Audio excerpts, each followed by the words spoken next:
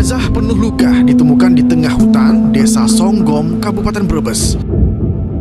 Dugaan kasus pembunuhan terjadi di sebuah kamar kos di Jalan Monginside, Kelurahan Payaman. Peristiwa pembunuhan terjadi di lingkungan sekolah menengah pertama. Assalamualaikum warahmatullahi wabarakatuh.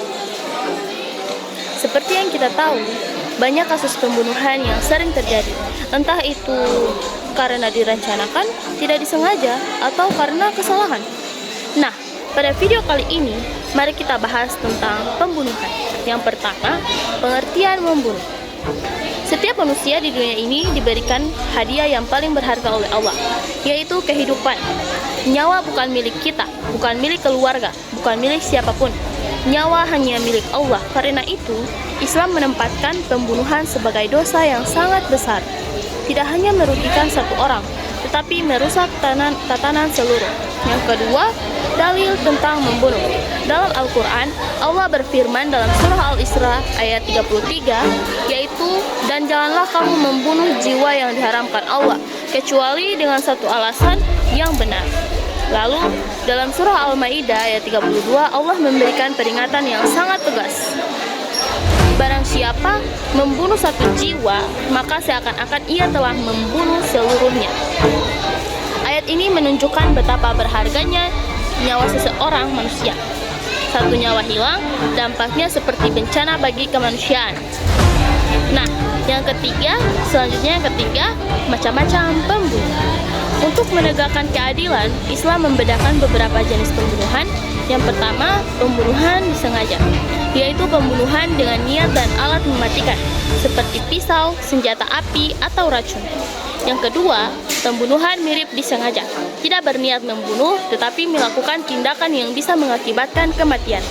Misalnya, memukul seseorang dengan benda berat. Yang ketiga, pembunuhan tidak disengaja, yaitu kematian tanpa niat membunuh, seperti kecelakaan. Dan yang keempat, kematian karena sebab tidak langsung.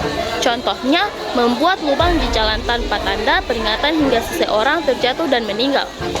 Perbedaan jenis ini sangat penting karena menentukan jenis hukuman yang akan diterapkan. Nah, selanjutnya yang keempat, hukuman bagi pembunuh. Jika pembunuhan dilakukan secara sengaja, maka hukum utamanya adalah qisas, yaitu hukuman balas bunuh. Namun, Islam memberikan kesempatan bagi keluarga korban untuk memaafkan. Jika dimaafkan, pelaku tidak dibunuh, tetapi harus membayar diat, yaitu denda berupa harta yang nilainya besar. Hal itu menunjukkan bahwa Islam bukan hanya menghukum, tetapi juga mengajarkan nilai pemaafan dan keadilan. Untuk pembunuhan mirip sengaja atau tidak disengaja, pelaku tidak dihukum qisas, tetapi wajib membayar diat dan melakukan kafarah, yaitu puasa 2 bulan berturut-turut tanpa putus. Ini bentuk tanggung jawab moral kepada Allah atas nyawa yang hilang. Yang kelima, pembunuhan dalam berkelompok. Lalu, bagaimana jika pembunuhan dilakukan secara berkelompok? Nah, dalam Islam, semua pelaku yang terlibat, baik pelaku utama maupun pembantu, tetap bertanggung jawab. Mereka dapat dikenai hukuman qisas secara bersama-sama, meskipun korban hanya satu orang, karena kejahatan yang dilakukan bersama-sama menimbulkan ketakutan dan kerusakan sosial yang besar. Islam ingin memastikan bahwa tidak ada seorang pun yang merasa aman saat melakukan kejahatan secara kelompok. Selanjutnya, yang terakhir, hikmahnya. Larangan membunuh bukan sekedar aturan hukum. Ada hikmah besar di dalamnya.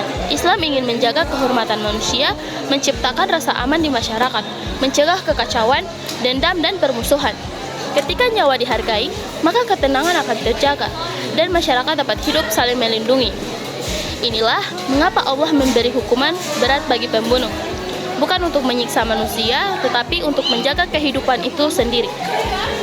Nyawa adalah amanah, kita tidak pernah menciptakannya, maka kita tidak berhak merampasnya dengan semena-mena. Nah, mari kita hargai hidup, jaga diri dan keluarga dari kekerasan. Siapa yang menjaga kehidupan manusia, seolah-olah ia telah menjaga seluruh manusia. Nyawa adalah milik Allah, maka jagalah sebagaimana Allah memuliakannya.